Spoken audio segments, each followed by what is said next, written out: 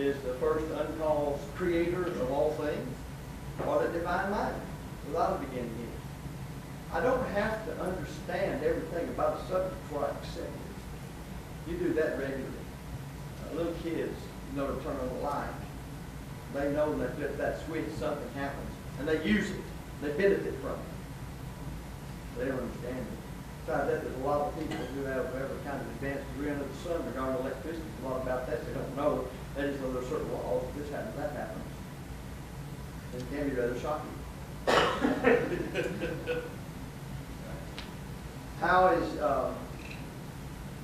How Jesus is eternal and not created? Well,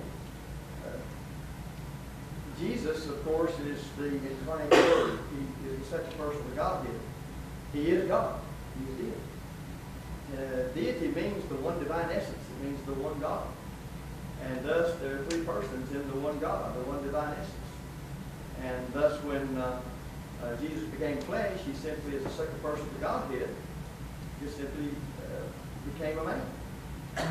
The Word became flesh, dwelt among us, John writes. We have the glory of the only begotten of the Father, full of grace and truth. He came into his own creation. And that's the best way I describe that. Again, I think a lot of things is we want to try to understand everything before we accept it. Folks, nobody does that on very many things. Somebody says, I will not accept that till I fully, completely, and totally understand it. Well, you better think about a whole lot about what you accept. And then say, I understand everything about it. You'll find out that's just not the case. You don't even have to do that. Well, that's part of it. Let me go over here to another one. Why is the burden of proof always on the atheist? It's not. But when you say, I know God does not exist and can prove it, then the burden of proof is on you. When I say that I know God does exist and can prove it, the burden of proof is on me. So whoever makes the affirmation, the burden of proof is on that person to prove the affirmation. Just like the prosecuting attorney, the charge is made, so-and-so is guilty of murder. They don't do that unless they think they have evidence to prove the case. But then the burden of proof is on them. The defense attorney has to say that proof does not prove, or that evidence does not prove what your contention is. So you see, even the whole court system is set up on the basis of a form of debate, proving and disproving. Then further, the Christian God is, according to your doctrine, eternal. Do you not have a similar burden? Yes, I do. Knowing that using the Bible as evidence presupposes the existence of God and is therefore not valid as proof. Well, first of all, I don't know that we've gone to the Bible exclusively today to say that's the only proof we have. I don't think we have. In fact, we have. But I will say this.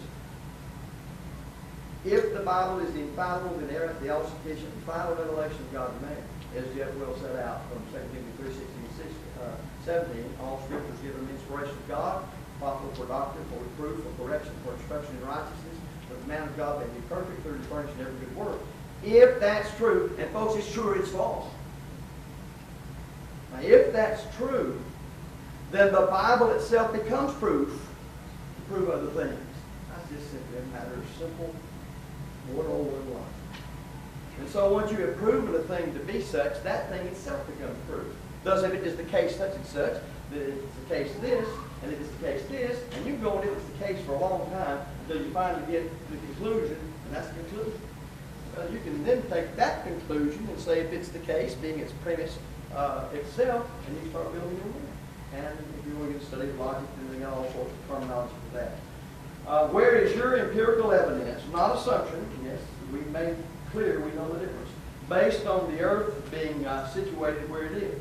Not sure quite what's meant by the earth being situated where it is. We're talking about where it is in the planet related to the sun or whatever. But where is your empirical evidence? Well, we have been dealing, in fact, this argument right here, it was said a while ago, is dealing with empirical evidence.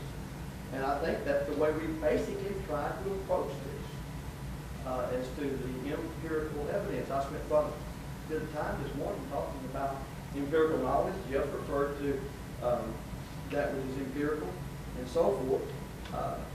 Don't know how else to say it other than that. Let me go a little further on this. Each human being, and I affirm this, I just simply affirm it. Each human being is proof that God does exist. Now watch this syllogism. And I assure you the premise is true, the syllogism is valid. If there is even one characteristic, attribute, or property of even one human being which could have come into existence only by the creative power of God, then that one human being constitutes proof that God does exist. It's a major premise. Minor premise, there is at least one characteristic, attribute, or property of at least one human being which could have come into existence only by the creative power of God. Conclusion, therefore, that one human being constitutes proof when the evidence is recognized and reasoned out properly that God does exist. Now let me show you something. I don't have this up here. Brother Buddy Roth was here today, and I was going to use him because he's had 2 knee replacements since last spring. I don't have any knee replacements. All right, if he were standing right here, and I'm standing over here, assuming that I told you the truth, and he could verify that he had the 2 knee replacements, would you say that those parts of my knee evidenced design, and thus a designer? An atheist can't say that. An atheist won't say that. Not if he's an atheist. Atheist, the operative negating the theist, no God. No God. That's what the atheist says. Because he must say, I'm just simply the product of multiplied millions of years of chance evolution. Thus, those parts of my knee just happened. Do you think he'd say that about the knee implants that were put in over here? Now, that's got to be answered. If you're in a debate with the atheist, you see how far that goes to the audience, because they're a mess.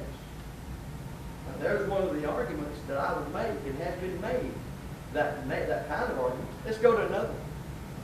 Anybody ever see somebody with a humanly devised mechanical hand? Surely we have.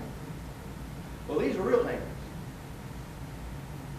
Real hands, product of chance evolution, beginning way back multiplied billions of years ago from dead rocks and dirt. Mechanical hand, design, there's evidence of design, and the mind put it together. Why would you take one and reject the other? Now that's arguing for the existence of God. That's what it is to make an argument, not just to assert. Those things have to be dealt with. And I'm here to tell you right now, I don't care whether it's Harvard, Oxford, anywhere else in the world, and if they've got 40 PhDs behind their name and philosophy and everything else, they can't answer it. You know, oh, well, my professor can. Bring him on. I will affirm, I know, and can prove that God exists. Let him affirm the universal negative. And if it's a universal, he can do it. Let him affirm a universal negative. I know that God does not exist in the proof. Then we will have an audience, and we'll rent the place. Maybe the college will write that place. Maybe there'll be one we'll be glad to do that. But I find that we get criticism sometimes, but I've noticed it's at a great distance. Okay, there's some arguments made. May not have answered everything. You came first, but you want to go ahead? I don't really know where to start because there's a lot of things that have been said over the last couple of hours, and I don't know if I can sum up sort of my questions in one single question. But in general, I just want to say, as the group of college students, we want to thank everyone for welcoming us to Open Forum. It's very nice to be privileged to come into people's churches, places of worship, and do things like that. But on that note, I want to say, personally, I'm every single evil thing that y'all have mentioned today. I'm an atheist. I am a secular humanist. Just according to that, I should stand here and allow him to hit me in the head with that rock, and maybe that would prove evolution right. And if that's what it takes to convince this congregation that evolution's right, I'm more than willing to actually let him hit me on the head with that rock right now. On top of that, I'm also a molecular microbiologist.